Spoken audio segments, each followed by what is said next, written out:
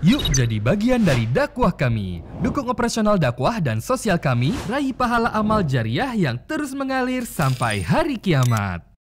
Assalamualaikum warahmatullahi wabarakatuh. Alhamdulillah, selalu saja lisan kita memuji Allah Subhanahu wa taala. Sebagai seorang muslim kita sangat yakin kalimat alhamdulillah adalah kalimat bersyukur kepada Allah yang dengannya maka segala kebutuhan di roda kehidupan di muka bumi ini akan dipenuhi oleh Allah, dan juga puncaknya kita akan mendapatkan balasan pahala dan juga surga yang abadi di akhirat sana. Maka jadilah orang yang selalu bersyukur kepadanya dengan mengucapkan dua kata ini, alhamdulillah. Selanjutnya kita panjatkan salam hormat kita, salawat dan taslim kepada utusan Allah Nabi besar Muhammad sallallahu alaihi wa alihi wa sahbihi wasallam, sebagaimana Allah telah perintahkan kita untuk mengucapkan salam hormat tersebut. Seperti biasa di Kamis siang hari kurang lebih pukul 12.30, walaupun hari ini kita sedikit telat, mungkin kalau itu jam di sini ya.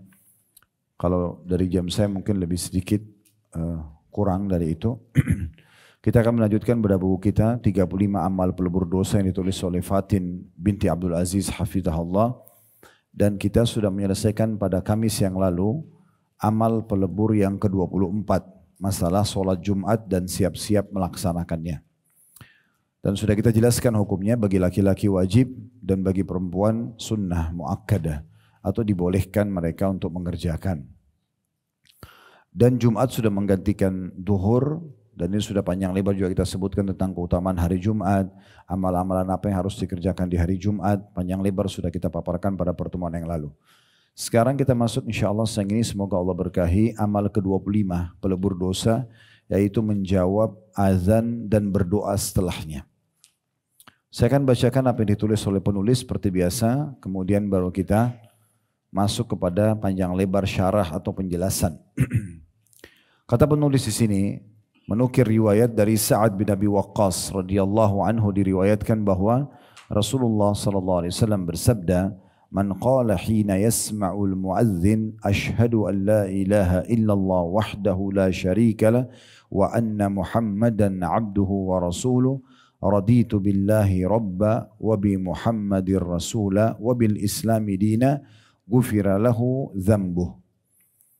Terjemahannya, barang siapa yang tak kala mendengar muadzin, artinya pada saat azan dikumandangkan oleh si muadzin, lalu dia mengucapkan, saya bersaksi tiada Tuhan yang berhak diibadahi atau disembah kecuali Allah, dan bahwasanya Muhammad itu adalah hamba dan utusan Allah, saya rela Allah sebagai Tuhan, Muhammad sebagai Nabi, dan Islam sebagai agama, niscaya akan dihapus dosa-dosanya.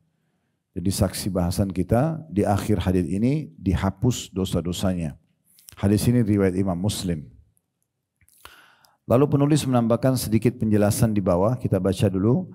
Yakni apabila mendengar azan, lalu dia mengikuti setiap kalimat yang diucapkan oleh muazzin. Jika muazzin mengucapkan Allahu Akbar, maka yang mendengarnya mengucapkan Allahu Akbar, Allahu Akbar.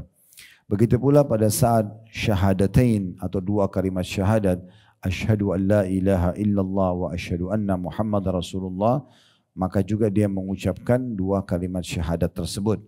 Dan apabila muadzin mengucapkan hayya 'alas shalah, hayya 'alal falah, ayo mengerjakan salat dan ayo menuju kepada kemenangan, maka orang yang mendengar dianjurkan untuk membaca la haula wala quwata illa billah, tiada daya dan kekuatan kecuali dari sisi Allah, lalu mengucapkan kalimat di atas, niscaya doanya akan dihapus oleh Allah, dosanya akan dihapus oleh Allah SWT dengan amal perbuatan ini. Riwayat ini, Bapak Ibu sekalian, memberikan gambaran kepada kita.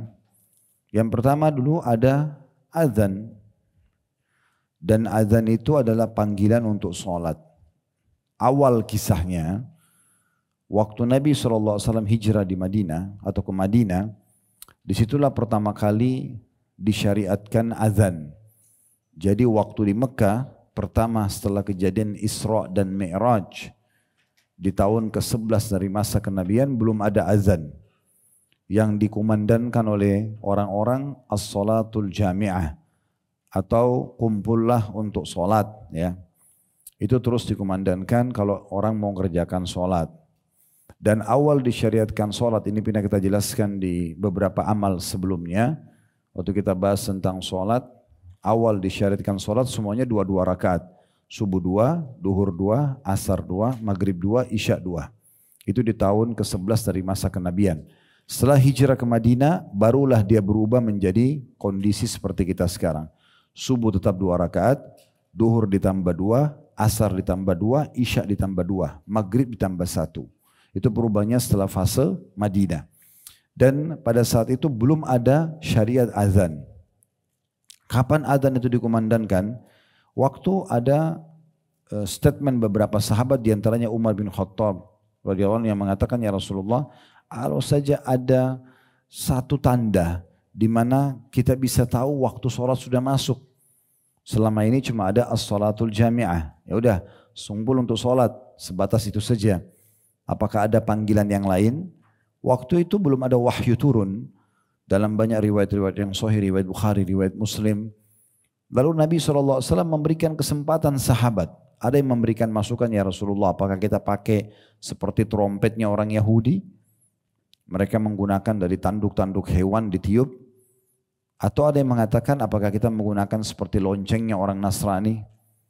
Lalu Nabi SAW belum nanggapin. Artinya kalau ada dikumpulin dulu nanti baru didiskusikan kembali sambil nunggu wahyu turun. Sementara waktu itu Nabi SAW dan para sahabat sibuk kira-kira mencari apa ini panggilan sholat yang paling tepat. Maka ada seorang sahabat bernama Abdullah bin Zaid radhiyallahu anhu. Beliau gelisah dengan ini dan pengen sekali punya andil. Sampai akhirnya dia mimpi. Dia tidur di siang hari, dia mimpi. Tidur siang ini distilahkan dengan kailula. Dia tidur kemudian dia mimpi. Dalam mimpinya dia lihat ada seseorang pegang lonceng. Kemudian Abdullah kan dalam mimpi tidak bisa diatur, dia mengatakan, mau enggak engkau menjual lonceng itu untukku?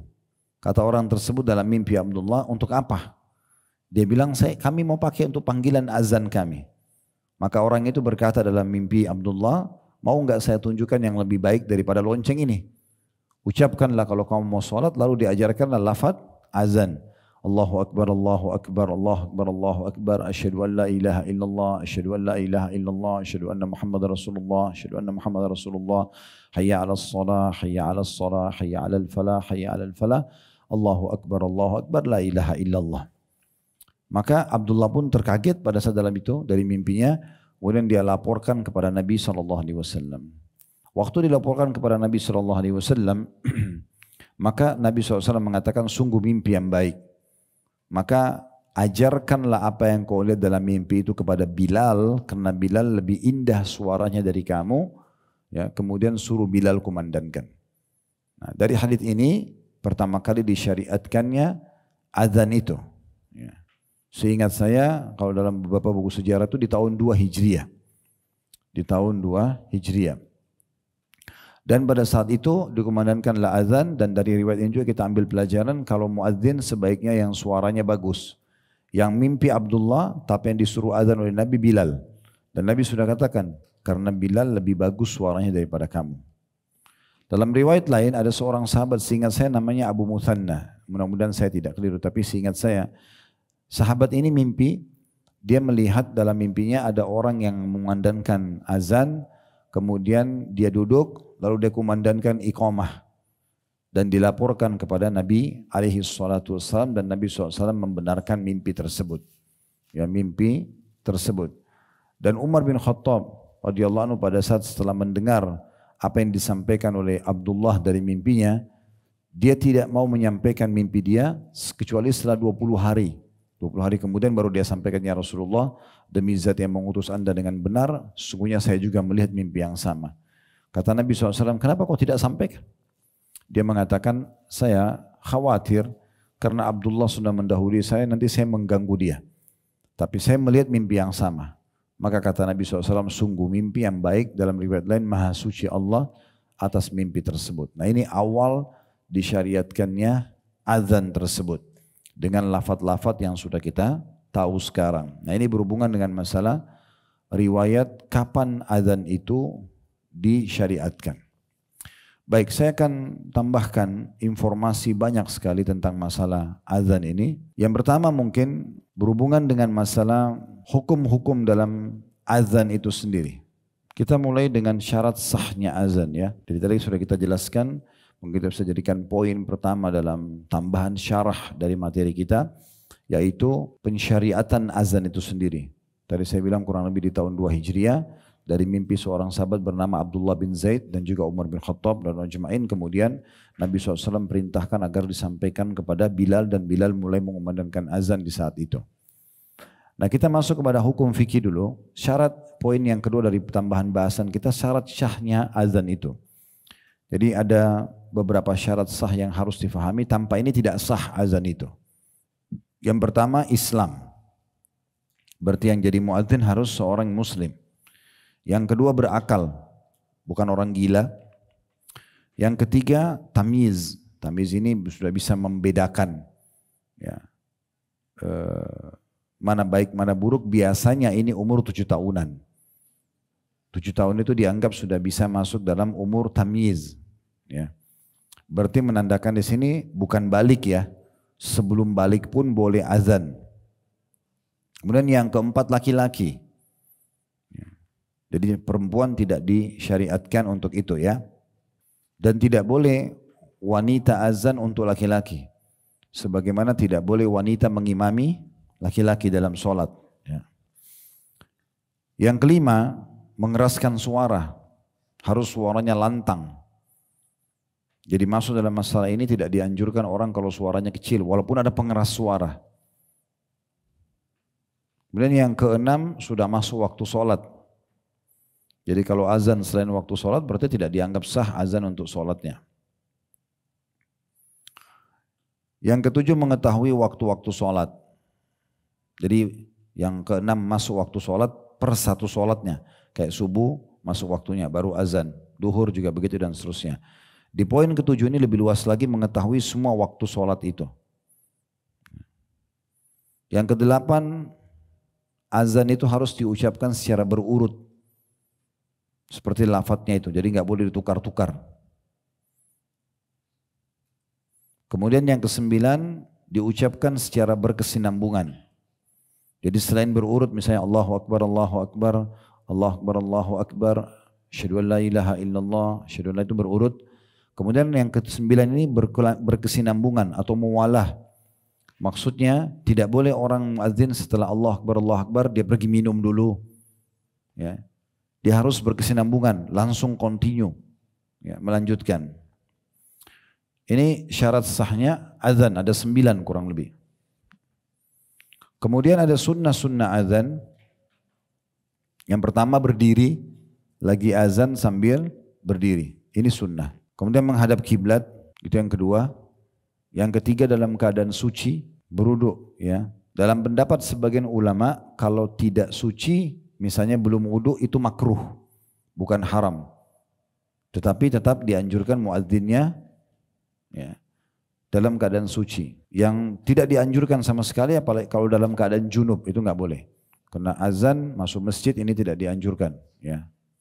Tapi kalau dia belum wudu, boleh nggak dia azan habis dia wudu, ini masih ada yang membolehkan karena hukumnya makruh.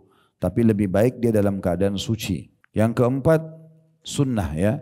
Kalau tadi syarat sahnya adalah tamiz, membedakan mana baik, mana benar, bisa membedakan jenis kelamin laki-laki perempuan sekitar 7 tahun.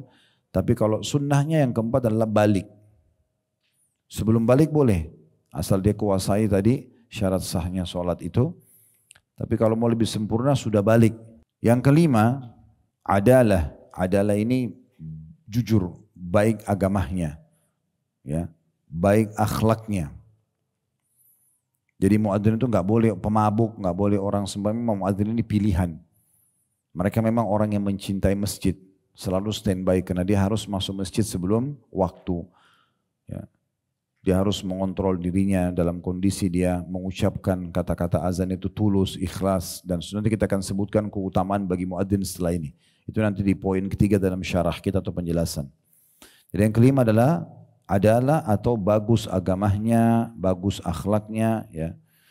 Yang keenam suaranya bagus. Muadzin suaranya bagus. Dari sini boleh nggak orang kalau suaranya kurang bagus azan? Boleh saja kalau tidak ada orang lain. Tapi kalau masih ada orang yang lebih bagus suaranya, dia nggak boleh maju. Dianjurkan yang maju adalah orang yang bagus suaranya. Karena diambil dari potongan sabda Nabi SAW kepada Bilal, ajarkan kepada Bilal, hai Abdullah, karena dia lebih bagus suaranya. Yang ketujuh, ya, ini sunnahnya bisa melihat, tidak buta. Tapi boleh saja orang buta menjadi muadzin. Karena tujuannya muadzin itu kan nanti dia harus tahu waktu sholat. Biasanya orang dengan melihat. Masa dulu waktu belum ada jam. Udah tahu belum bagaimana orang tahu masuk subuh, masuk duhur, masuk asar, masuk maghrib. Itu kan ada. Itu dengan melihat. Dia tidak ada jam. Kayak kita sekarang sudah ada alarm, ada aplikasi, ada segala. Dulu tidak ada. Subuh itu mereka lihat. Sudah muncul fajar sadiq. Sudah mulai nampak, oh ya dari malam transisi ke pagi, itu ada cara melihatnya. Nah masa dulu orang tahu ini sudah masuk subuh. Ya. Kemudian duhur, itu pada saat bayangan orang kalau ditancapkan, kalau dia berdiri di bawah matahari, itu bayangannya sama sejajar sama dia dan sedikit sudah ada cenderung.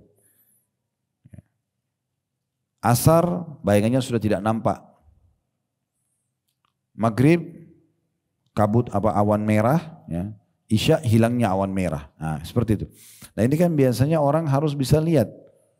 Tapi kalau dia buta, kalau di masa sekarang kita tidak ada masalah, karena masa kita sekarang banyak sekali pemberi peringat ya, alarm di jam, alarm di handphone, maka boleh saja. Makanya ini hukumnya sunnah. Yang kedelapan, sunnahnya pada saat lagi azan si muadzin ini, khusus di kalimat hayya 'alas shalah, dia menggerakkan lehernya ke kanan, bukan badannya, leher saja. Hayya 'alas shalah, sana. Terus yang kedua lagi hayya 'alas shalah. Ya. Dan hayya 'alal falah dia balik ke arah kiri, yang balik cuma lehernya saja. Hayya 'alal falah, hayya 'alal falah gitu ya. Yang kesembilan, mengucapkan dengan tartil atau pelan-pelan. Allahu Akbar, Allahu Akbar. Dia tenang dulu. Dan Allahu Akbar, terus begitu, tergantung dia melantunkan seperti apa ya. Tapi dia mengucapkan dengan tartil. Pernah dengarkan membaca Al-Quran dengan tartil? Nah, perlahan-lahan, tidak tergesa-gesa.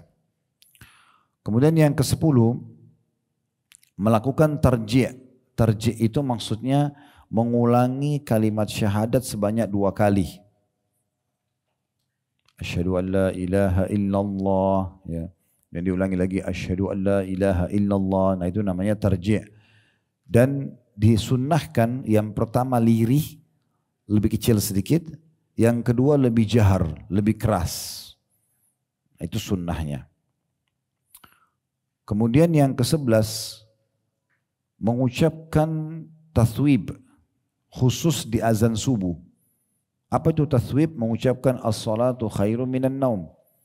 Salat lebih baik daripada tidur. Nah, itu khusus subuh saja. Istilah dalam hadis tathwib, ya. Tathwib. Ya. Dia pakai sa. Kalau bahasa Arab itu ta, sa, ya. Ya, ba, tathwib. Maaf, waw, ya, ba. Udah kalau susah ucapkan as-salatu khairu minan naum. As-salatu khairu minan naum diucapkan setelah kata-kata hayya 'alas shalah dan hayya 'alal falah, ya. Itu khusus subuh. Kemudian yang ke-12, disunnahkan khusus azan subuh itu ada 2 muadzin. Khusus azan subuh 2 muadzin. Kalau azan duhur, asar, maghrib, isya 1 orang cukup. Ini yang dicontohkan oleh baginda Nabi alaihi salatu wassalam. Karena beliau ya, meletakkan muadzin Bilal di azan pertama. Makanya beliau mengatakan pada saat Ramadan, kalau kalian dengarkan azannya Bilal, makanlah. Tidak masalah. Masih boleh karena itu azan pertama. Kalau yang biasa umroh, haji, itu pasti tidak asing di Mekah sama Madinah 2 kali azan. Ini saya sarankan setiap travel juga untuk mengingatkan jemaahnya, karena banyak jemaah kita yang baru pertama kali umroh, dia nggak faham. Ya. Mereka masuk ke masjid subuh, mereka kira sudah subuh, sudah sholat sunnatul fajr, ternyata masih azan pertama. Jaraknya itu lumayan, bisa 45 menit ya, sampai 50 menit. Nah, jadi azan pertama masih bisa kita sholat tahajud. Azan kedua baru masuk subuh. Nah perbedaannya, kalau di azan pertama tidak ada as-salatu khairum minan naum. Azan kedua kalau sudah subuh ada as-salatu khairum minan naum. Kemudian khusus Jumat, ada pendapat yang mengatakan boleh azan 2 kali. Tapi yang lebih tepat sesuai dengan sunnah azannya sekali. Kalau yang azan sekali itu berpegang pada contoh dari Nabi SAW, Abu Bakar, Umar dan juga Ali. Ini semua di Jumat azannya cuma sekali. Khatibnya naik di atas mimbar, ngucapin salam, muadzinnya azan. Di zamannya Utsman bin Affan sempat terjadi azan Jumat 2 kali. Dan ini ada sebabnya waktu itu. Karena penduduk Madinah itu sudah mulai melebar ke pinggiran kota Madinah sampai namanya Wadi Aqiq. Wadi Aqiq ini kalau kita ukur kilometernya dari Masjid Nabawi kurang lebih 7 kilometer. Cukup jauh, 7 kilometer.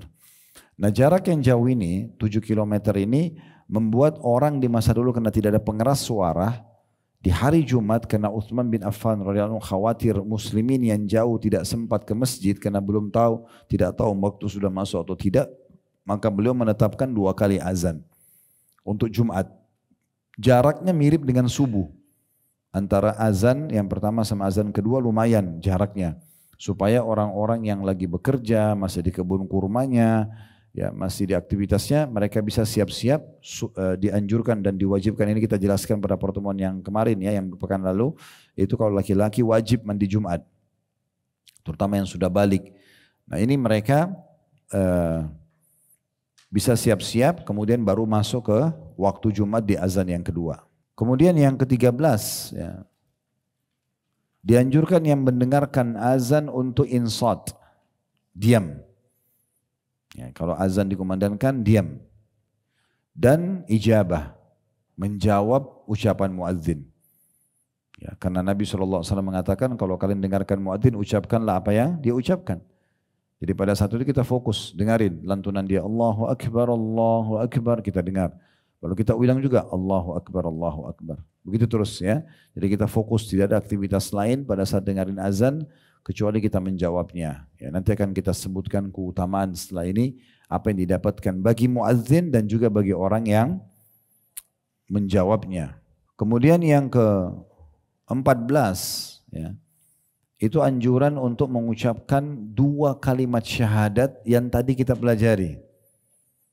Hadisnya tadi kan, siapa yang mendengarkan muadzin kemudian dia mengatakan asyhadu an la ilaha illallah wahdahu la syarikalah wa asyhadu anna Muhammadan abduhu wa rasuluhu raditu billahi rabba wa bi Muhammadir rasulah wa bil islami dina. Diperhatikan lafadznya di situ ya. Jadi di sini dimulai dengan raditu billahi rabba, kemudian wa bi Muhammadir rasulah, baru wa bil islami dina. Jadi ridho Allah dulu sebagai Tuhan, Nabi Muhammad SAW sebagai utusan, baru agama Islam sebagai agama. Kalau zikir pagi petang itu Islam dulu baru Nabi Muhammad. Raditu billahi rabba wa bil islamin wa Muhammadin sallallahu alaihi wasallam nabiyyan wa rasul, itu zikir pagi petang. Kalau zikir azan itu Nabi Muhammad SAW dulu baru agama Islam. Ya, bisa ditangkap ini ya? Ya, jadi dibuat perbedaannya karena itu tidak bisa disamakan sesuai dengan lafaz yang diajarkan oleh Nabi SAW.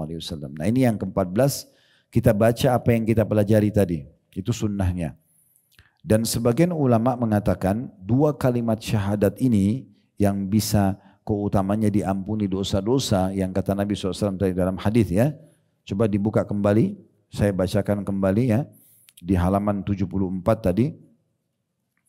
Saya langsung baca terjemahannya, kata Nabi SAW, barang siapa tak kala mendengarkan muazzin mengumandangkan azan lalu dia mengucapkan asyhadu an la ilaha illallah wahdahu la syarikalah wa anna Muhammadan abduhu wa rasuluh, saya bersaksi tidak ada yang berhak diibadahi atau disembah kecuali Allah dan bahwa saya Muhammad adalah hamba juga utusan Allah. Lalu raditu billahi rabba, aku ridha Allah sebagai Tuhan atau Rabb, wa bi Muhammadir rasulah, dan Nabi Muhammad SAW sebagai nabi, nabiku ya, wa bil Islam ini, dan Islam sebagai agamaku, ini saya akan diampuni dosa-dosanya yang lalu. Nah ini yang ke-14 kita dianjurkan mengucapkan ini. Yang ke-15 dianjurkan untuk membaca salawat kepada Nabi SAW kalau selesai azan. Kalau tadi yang ke-14 itu Bapak Ibu ucapkan di saat muadzin ucapkan syahadat juga. Jadi di saat muadzin bilang asyhadu an la ilaha illallah atau di saat dia mengatakan asyhadu anna Muhammadar Rasulullah, maka kita mengatakan asyhadu an la ilaha illallah wahdahu la syarikalah wa anna Muhammadan abduhu wa rasuluh raditu billahi rabba wa bi Muhammadir rasul bil islami dina. Dan di saat itu kita dapat pengampunan dosa. Karena kita mengucapkan syahadat juga bersama dengan muadzin. Kemudian yang ke-15 membaca salawat kepada Nabi SAW ini selepas azan.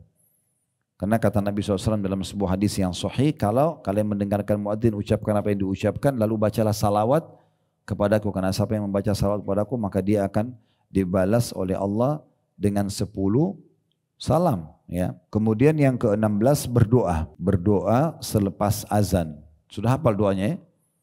Setelah baca salawat kita baca Allahumma anta rabbi la ilaha illa anta khalaqtani. Ya Allahumma rabba hazihi da'wati tamma wassalatil qa'ima ati Muhammadanil wasilata wal fadila wa ba'athu maqaman mahmudan alladhi wa'adta innaka la tukhliful mi'ad. Nah setelah itu boleh Bapak Ibu kalau mau sambung dengan doa-doa pribadi.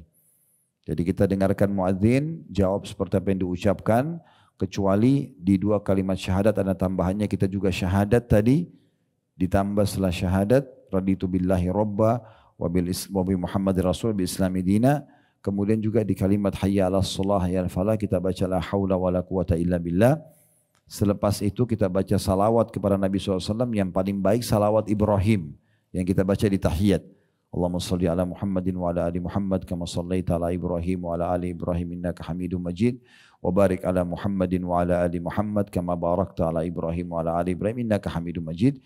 Baru kita baca Allahumma rabba hadhihi da'wati tamma was salatil qa'imah ati Muhammadanil wasilata wal fadila wa ba'athu maqaman mahmudan alladhi wa'adta innaka la tukhliful mi'ad.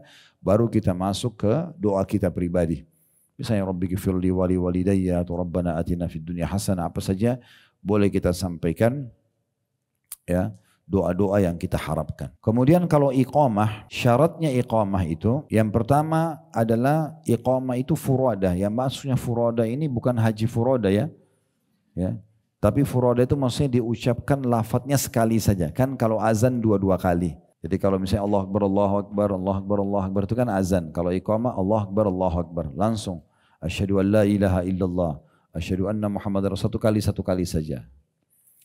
Kemudian yang kedua, iqamah itu juga syaratnya adalah isra atau mempercepat ucapannya.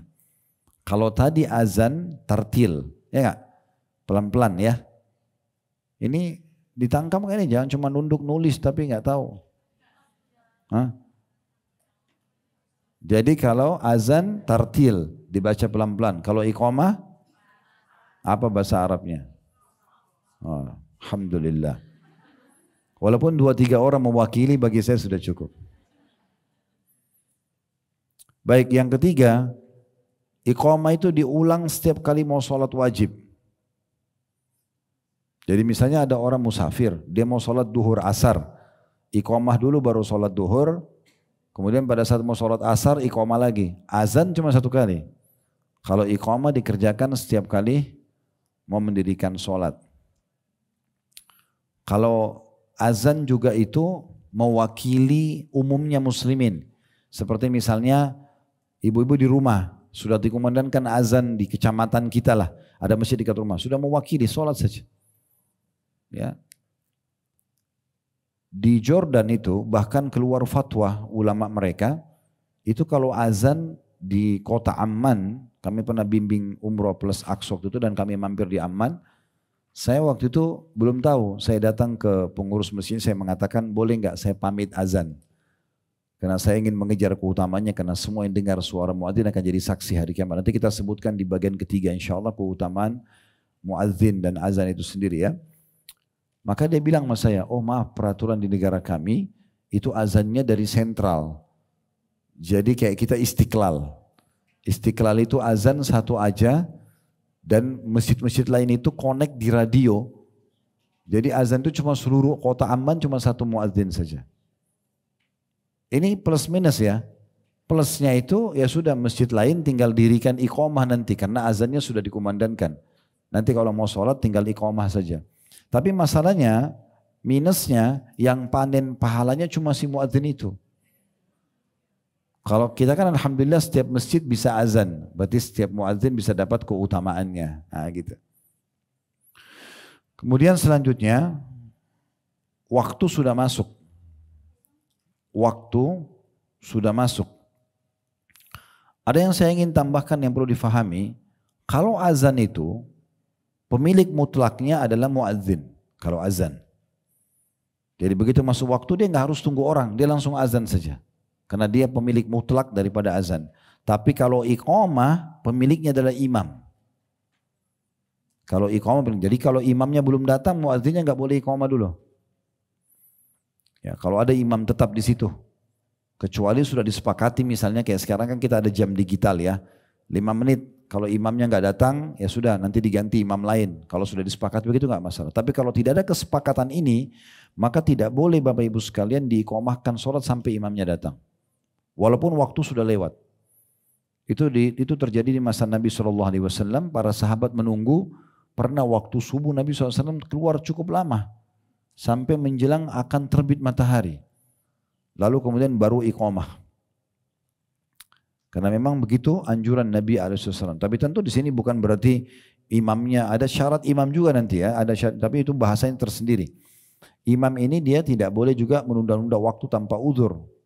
Dia harusnya segera datang. Gitu kan. Karena memang imam itu punya syarat juga ya. Dia harus menguasai waktu sholat, dia tahu bacaannya benar, dia tahu gerakannya. Ya, Nabi SAW menganjurkan imam itu harus orang yang paling menguasai Al-Quran. Kalau si A sama si B sama hafalan dan bacaannya, maka yang paling paham sunnah. Kalau sama juga, maka dicari yang lebih dulu hijrah. Kalau sama juga, baru dicari umurnya. Siapa yang lebih tua. Jadi kadang-kadang kita di Indonesia ini, yang penting lebih tua silakan. Enggak boleh. Harus dimulai pertama dulu adalah bacaan. Bisa saja yang lebih muda bacaannya lebih bagus dari yang tua. Maka sudah gugur umur itu. Karena bacaan didahulukan. Kalau bacaannya sama, hafalannya misalnya sama-sama 30 juz. Bacanya sama, A sama B. Baru dilihat siapa yang paling paham sunnah di antara keduanya. Paling banyak hafalan hadisnya dan segala macam. Kalau sama juga dilihat siapa yang lebih dulu hijrah. Kalau sama juga baru dilihat umurnya. Gitu. Baik, sunnah iqamah itu yang pertama adalah menunggu jamaah. Jadi muadzin nggak boleh buru-buru. Jangan dia sudah sholat qobliyah langsung iqamah. Dia memberikan kesempatan orang lain juga datang yang rumahnya jauh, datang ke masjid. Ya, sayangnya syaitan kadang-kadang menggoda kita di situ ya. Kita kalau pesan makanan di restoran favorit kita, lalu kemudian restoran bilang atau waitressnya bilang mungkin 15 menit Bapak Ibu sekalian. Oh nggak apa-apa, 15 menit sebentar. Tinggal duduk ngobrol selesai. Tapi kalau masuk masjid digitalnya 15 menit. Lama nggak rasanya? Nah itu pengakuan kan? Ya. Padahal sebenarnya menunggu 15 menit kan kesempatan. Kita bisa sholat qobliyah, kita bisa doa mustajab, ya, bisa berikan kesempatan muslimin yang belum masuk ke masjid supaya mereka masuk. Kan itu penting. Ya. Kemudian juga ada sunnah untuk berpindah tempat. Maksudnya kalau dia iqamah tadi azan di sini, dia bisa iqamah pindah ke sebelahnya. Mirip dengan orang kalau sholat sunnah ya, pindah tempat. Ya. Kemudian yang ketiga, yang azan itu dialah yang iqamah. Itu sunnah tapi ya. Artinya boleh saja orang yang azan dan iqamah berbeda. Contoh misalnya muadzinnya azan. Begitu masuk waktu sholat, tidak ada imam. Yang akan jadi imam si muadzinnya. Kemudian dibantu dia oleh orang lain yang iqamah lalu dia masuk jadi imam. Dan pendapat umumnya ulama juga dibolehkan seorang itu kalau tidak ada yang layak jadi imam, maka yang azan karena dia orang yang paling pantas, gitu kan? Misalnya bacaannya memang bagus, kan dia pantas jadi imam, maka dia azan, dia iqamah dia jadi imam juga. Tapi di saat memang tidak ada imam. Ini sering terjadi di Saudi ya. Kalau di Saudi itu biasanya selain Masjid Haram, Masjid Nabawi, kalau kita lagi di luar di pemukiman masyarakat Madinah dan Mekah itu sering kali terjadi. Jadi saya berapa kali temukan begitu. Jadi dia yang azan, dia yang iqamah, ditugaskan oleh pemerintah Saudi, kemudian dia juga jadi imam. Ditentukan sekaligus, ya. Itu tidak ada masalah. Kemudian yang keempat, meninggikan suara, ya, di saat iqamah, tapi lebih rendah sedikit dari suara pada saat azan. Ini sunnahnya. Kemudian khusus musafir, ya, dia boleh kumandangkan iqamah di atas kendaraannya. Kalau masa dulu, ya, orang iqamah di atas unta, di atas kuda, ya. Kalau sekarang mungkin orang di pesawat, ya. Kemudian di kereta api misalnya dia tidak bisa turun karena jalan terus misalnya, maka dia iqamah lalu dia sholat. Baik, sekarang kita masuk ke keutamaan, ya, yang tadi saya janjikan. Apa saja yang didapatkan dari azan itu? Yang pertama, azan itu pahalanya sangat besar. Baik untuk muadzin atau orang yang menjawab seperti muadzin, sekaligus orang yang segera sholat pada saat itu. Jadi 3 orang ini panen pahala sangat besar. Pelaku azannya sendiri. Karena dia akan panen pahala semua orang yang mengerjakan sholat setelah dia kumandangkan. Sampai di bab khusus fikih ini, ulama merincikan dalam sholat itu siapa yang paling besar pahalanya. Kalau makmum, dia panen pahala dia sendiri. Kecuali dia ajak temannya yang lain untuk sholat. Ayo, misalnya ada 10 orang temannya ikut ke masjid sama-sama dia, atau sholat sama-sama. Maka dia dapat pahala dia dapat pahala juga teman-teman yang diajak. Itu kalau makmum. Kalau imam, panen pahala semua makmumnya. Karena kan dia yang memimpin. Sementara muazzin, panen pahala semua termasuk imam. Jadi muadzin itu punya keutamaan tersendiri. Karena memang dengan azan dia, orang-orang semua pada mengerjakan sholat. Ya. Begitu juga dengan orang yang menjawab azan itu. Karena dia menjalankan sunnah Nabi SAW. Makanya tadi kan di antara hal yang ditekankan sekali, orang kalau dengarin azan dia insat, dengar, diam. Dan ijabah, menjawab muadzin. Fokus di saat itu. Dan jangan sia-siakan, ya. Usahakan setiap kali Bapak Ibu dengarkan azan, dengarkan, ikuti supaya dapat pahala karena ini pahalanya besar. Berikut juga jangan lupa baca tadi, ya. Pada saat 2 kalimat syahadat baca syahadat tadi, ya. Asyhadu an la ilaha illallah wahdahu la syarikalah wa anna Muhammadan abduhu wa rasuluh. Raditu billahi rabba wa bi Muhammadir rasulullah bil Islam medina, agar diampuni dosa kita yang lalu, dan ini jadi saksi bahasan kita pada buku kita ini. Kemudian juga di hayya 'alas shalah hayya 'alal falah kita baca la haula wala quwata illa billah. Selepas azan kita baca salawat Ibrahim, Allahumma shalli ala Muhammadin wa ala ali Muhammad kama shallaita ala Ibrahim wa ala ali Ibrahim innaka Hamidum Majid sampai akhir. Kemudian baru kita baca Allahumma rabb hadhihi da'wati tamma was salatil qa'imah ati Muhammadanil wasilata wal fadilah wa ba'athu maqaman mahmudan alladhi wa'adta innaka la tukhliful mi'ad. Ini tadi belum kita terjemahkan, ya. Allahumma rabb hadhihi da'wati tamma, ya Allah sungguhnya ini adalah seruhan yang sempurna. Was salatil qa'imah, dan salat akan didirikan. Ati Muhammadanil wasilata wal fadilah, karuniakanlah kepada Nabi Muhammad SAW al-wasilah. Tahu apa itu al-wasilah? Al-wasilah yang Bapak Ibu sering baca itu ati Muhammadanil wasilah. Berikanlah Nabi Muhammad al-wasilah. Wasilah itu istana termewah, terleks di surga nanti. Itu hanya akan, tanda kutip, ya, diperebutkan oleh para nabi-nabi. Makanya kata Nabi SAW, kalau kalian dengarkan azan, ucapkan seperti yang diucapkan, lalu baca salawat padaku dan mintalah untukku al-wasilah. Siapa yang minta untukku al-wasilah, dia akan dapatkan syafaatku. Nah, dalam riwayat lain itu adalah satu kedudukan istana di surga yang tidak dimiliki kecuali untuk satu orang saja. Dan aku berharap aku pemiliknya, kata Nabi. Berarti dari pemahaman kata-kata ini seakan-akan nabi-nabi yang lain juga itu berharap mendapatkan itu. Makanya Nabi Muhammad SAW suruh kita mengucapkan berdoa, ati Muhammadan wasilah, ati Muhammadanil wasilah.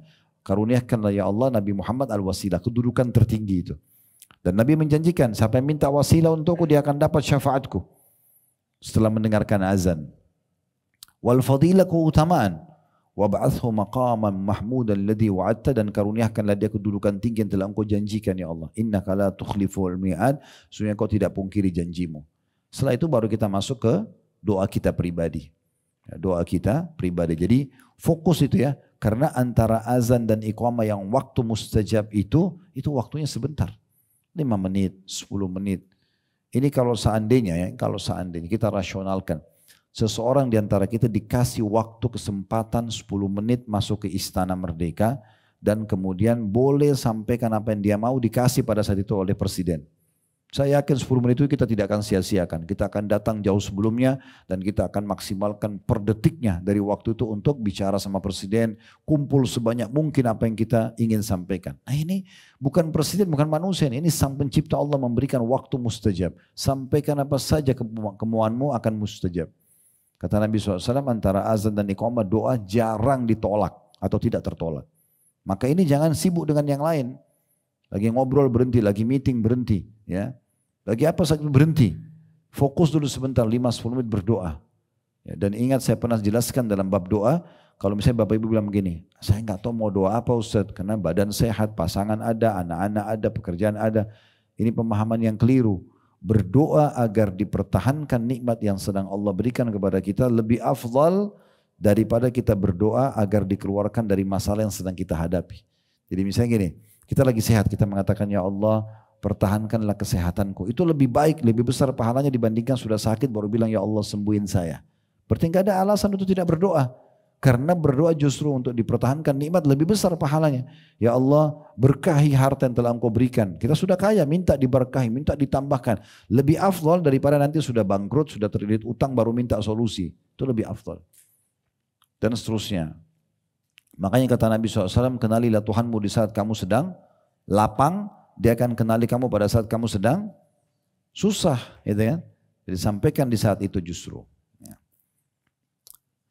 Baik, di sini jadi poin pertama keutamaan muazzin dan orang yang mendengarkan azan, mereka akan panen pahala yang melimpah. Makanya kata Nabi SAW di dalam hadis yang sahih riwayat Bukhari, kurang lebih terjemahannya, kalau sekiranya manusia mengetahui keutamaan azan dan barisan pertama dalam sholat atau saf pertama, kemudian dia tidak mendapatkan kecuali dengan cara mengundi atau bersaing, maka mereka pasti akan melakukan undian. Jika mereka mengetahui keutamaan menyegerakan sholat pada waktunya, mereka akan segera melakukannya. Dan sekiranya mereka mengetahui keutamaan sholat isya dan subuh, pasti mereka akan melaksanakan meskipun harus merangkak. Jadi hadis ini, hadis Bukhari, menjelaskan kepada kita yang pertama, keutamaan orang azan. Jadi muazzin menjawab azan dengan apa yang diucapkan oleh muazzin dan segera sholat di waktu itu. Karena kata Nabi SAW, kalau seandainya manusia tahu apa yang dijanjikan pahala yang besar jadi muazzin, menjawab azan dan segera sholat. Kemudian mereka dan juga barisan pertama, saf pertama bagi laki-laki dalam masjid sholat.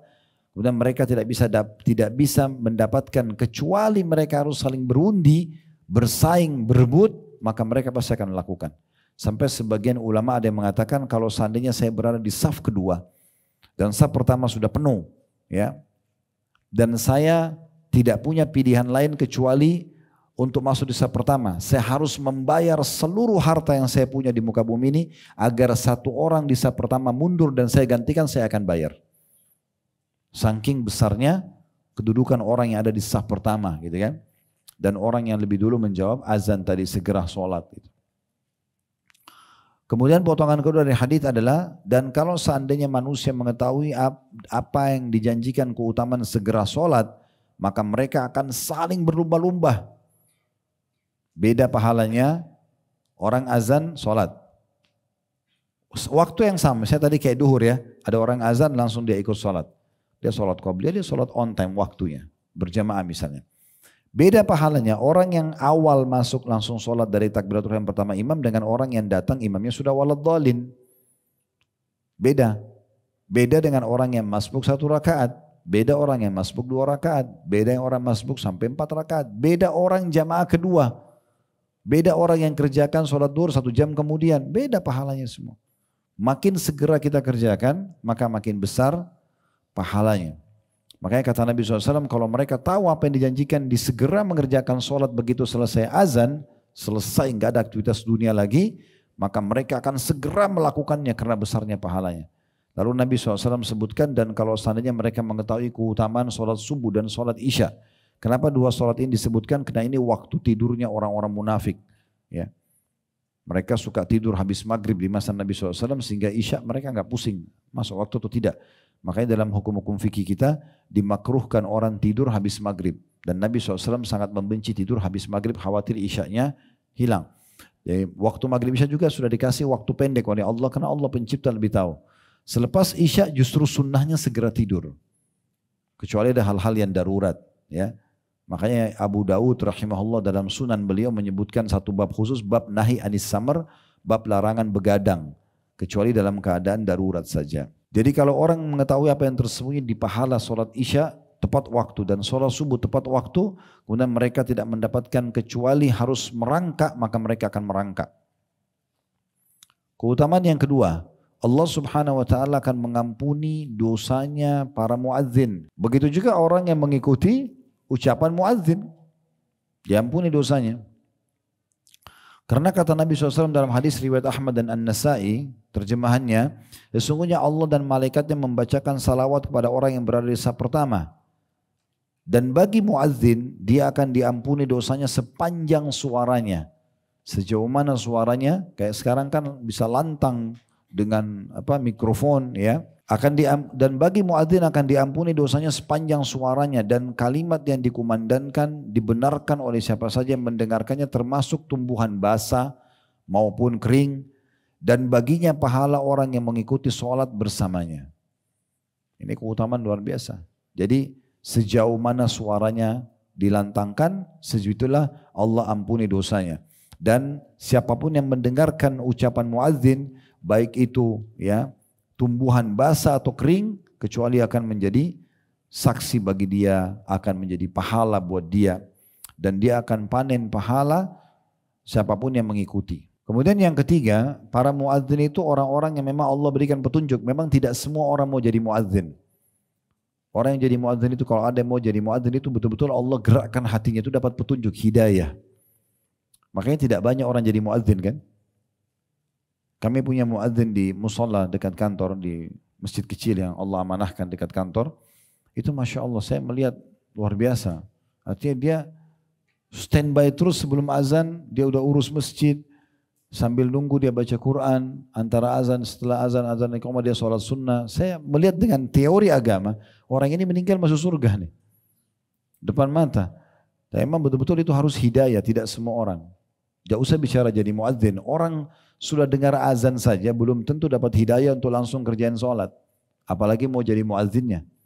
Dia harus selalu standby gitu. Ya. Nabi SAW dalam hadis riwayat Tirmidzi dan Ahmad, imam sebagai penanggung. Ya. Maksudnya dengan dia datang, dia akan menjadi imam dan dia menanggung makmumnya. Ya. Dan muadzin adalah orang yang dipercaya. Maksudnya harus orang yang betul-betul baik, orang yang baik akhlak. Tadi sudah kita sebutkan salah satu poin-poin masalah muadzin ya. Dan Nabi Muhammad SAW berdoa, ya Allah berilah petunjuk kepada orang-orang yang mengumandangkan azan. Berilah hidayah dalam hatinya supaya mereka mau konsisten. Karena kalau orang tidak dalam hatinya ada hidayah, dia tidak mau azan. Dia harus tinggalkan semua aktivitas untuk azan di situ. Yang keempat, Allah Subhanahu wa taala menjanjikan surga bagi para muadzin. Begitu juga sebenarnya orang yang mendengarkan azan lalu merespon itu. Ya. Karena Nabi SAW bersabda dalam sebuah hadis riwayat Ahmad, Abu Daud, An-Nasai, terjemahannya, sungguhnya Allah kagum dengan seseorang yang mengembala kambing di lereng bukit sendirian sama domba-dombanya saja. Dan pada saat tiba waktu sholat, dia mengumandangkan azan untuk sholat. Kemudian dia melaksanakan sholat walaupun sendirian. Berarti kan dia azan ya. Dan dari hadis ini juga diambil hukum tentang dianjurkannya seseorang, terutama laki-laki, kalau dia mau sholat walaupun sendirian, tetap dia usahakan azan. Ya.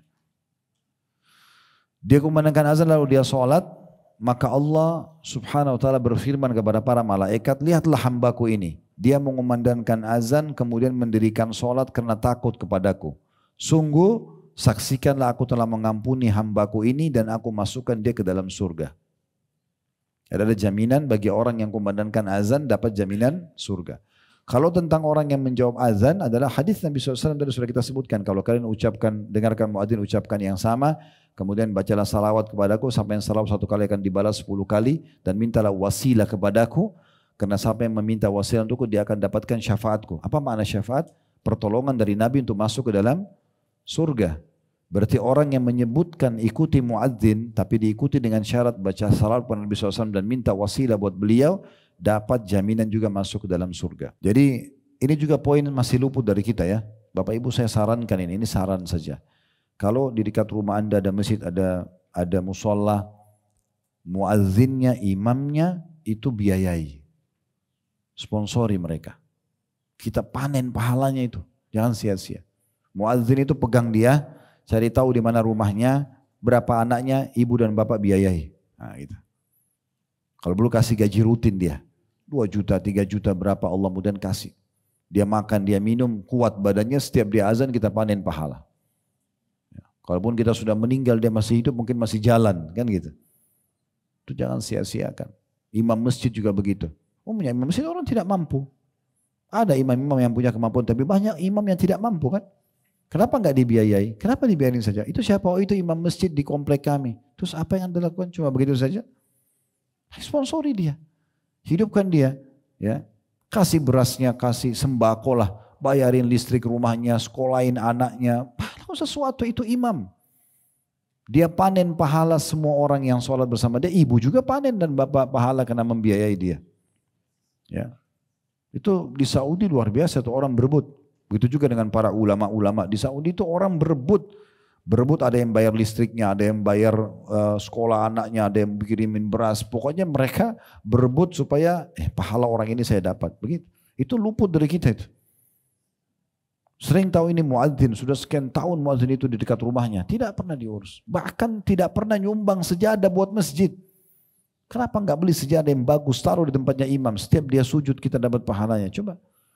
Perbaikin mikrofonnya, perbaiki kamar mandinya, keran air yang rusak, ganti keramiknya, pasangin AC, banyak sekali sumber pahala yang bisa kita dapatkan di situ. Ya, yang unik kadang-kadang ada orang subhanallah, saya tidak tahu kenapa bisa syaitan goda begitu ya. Dia masuk ke masjid nih, mampir. Allah mudahin kakinya sampai ke masjid itu. Anggap ini masjidnya tanda kutip kotor, karpetnya kotor, panas, kamar mandinya jorok misalnya bau. Dia tidak tangkap pesan imaniyah, kenapa Allah sampaikan kaki dia di situ. Harusnya kan dia punya pesan secara iman, seakan-akan Allah bilang ini masjid rumahku loh, kau mampir, sekarang kesempatan raih pahala. Harusnya segera kan, dia panggil marbotnya, ini kenapa karpetnya kotor, laundry kan di mana, atau saya gantikan, pasangin AC, ini berapa. Segera keluarkan 5 juta, 10 juta keluarin uang, perbaikin minimal 5-6 tahun, 10 tahun ke depan kita panen pahalanya misalnya. Beda orang tidak begitu. Wah masjidnya jorok ya, kamar mandinya jorok ya. Lalu dia bilang sama teman-temannya, di sana jangan sholat itu kotor. Subhanallah. Ya, dia nggak tangkap pesan imanianya kalau dia sebenarnya raih pahala itu, tapi dia malah hina-hina tempat itu. Sekarang teman-teman bayangkan kalau ada orang bertamu di rumah kita, kemudian rumah kita anggaplah berantakan, mungkin karena ada anak kecil segala berantakan rumah. Lalu dia pulang dia mengatakan jangan ke rumahnya itu kotor. Tersinggung nggak? Bagaimana rumahnya Allah kita tahu hina? Masjid itu kotor, itu kan bukan punya bapak itu, bukan punya ibu itu punya rumah Allah. Seseorang kalau sudah mewakafkan, misal bapak ibu punya tanah 1000 meter, di depan sekali bagian depan 10 kali 10 meter, 100 meter kita blok buat dinding, ini wakaf buat masjid. Itu sudah berubah fungsi dari rumah jadi masjid. Maka berarti sudah bukan milik kita lagi, walaupun kita yang wakafin. Itu sudah milik Allah, sudah milik umum. Maka ini jangan merasa itu punyanya si fulan, dia yang harus urus, tidak. Raih kesempatan. Siapin dispenser buat masjid, siapin buka puasa Senin Kamisnya orang di masjid, tanya kebutuhannya apa. Beli air mineral ya. Ada salah satu program yang kami lakukan di yayasan itu menarik. Kita coba buat program pengadaan air bersih di setiap masjid yang kira-kira radius di sekitarnya itu ada berapa rumah. Nanti kita galiin sumur cari air bersih lalu kita pasangin tabung-tabung filter. air bersih yang biasa orang isi galon, isi ulang. Nah, seperti itu kita taruh masjid, nanti masyarakat sekitar bisa minum dari situ, bisa bersuci. Itu salah satu program yang menarik, ya.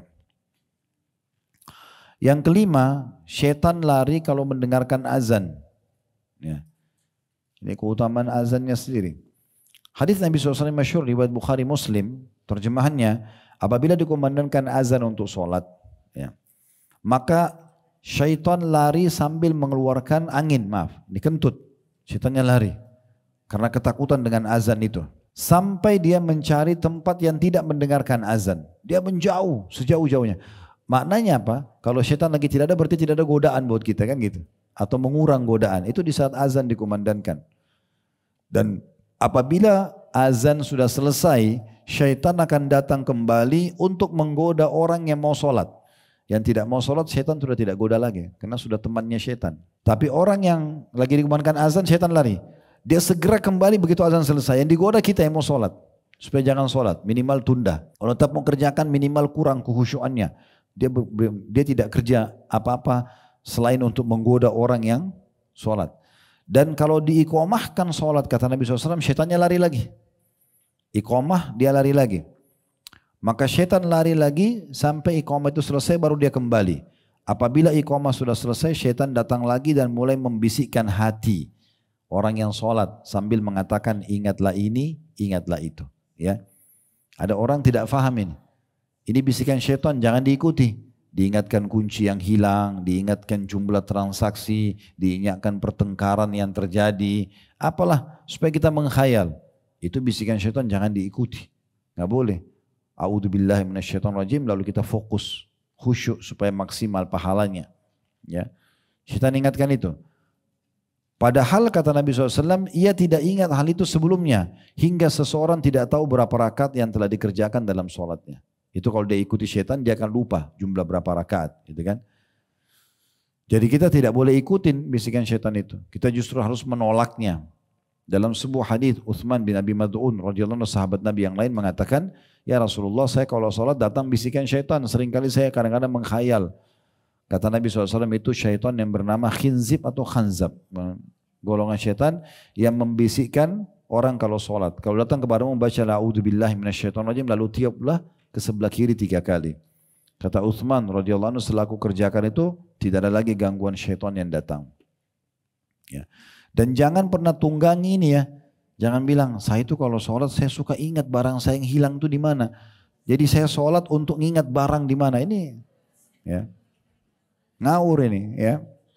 Justru kerjasama sama syaitan untuk menghilangkan pahala sholatnya. Baik, yang keenam, Allah mengabulkan doa saat azan. Tentu muazzin juga dapat, yang menjawab juga azan sama, ya. Karena kata Nabi SAW dalam hadis Muslim, siapa yang berkata saat mendengarkan azan, ini syahadat tadi ya. Pada saat syahadat muazzinnya, lalu dia mengatakan, dan saya juga bersyahadat, syahadu la ilaha illallah wahdahu la syarika lah wa anna Muhammadan abduhu wa rasuluh, raditu billahi robba wa bi Muhammadir rasulullah bil Islam, maka akan diampuni dosa-dosanya yang telah lalu, ya.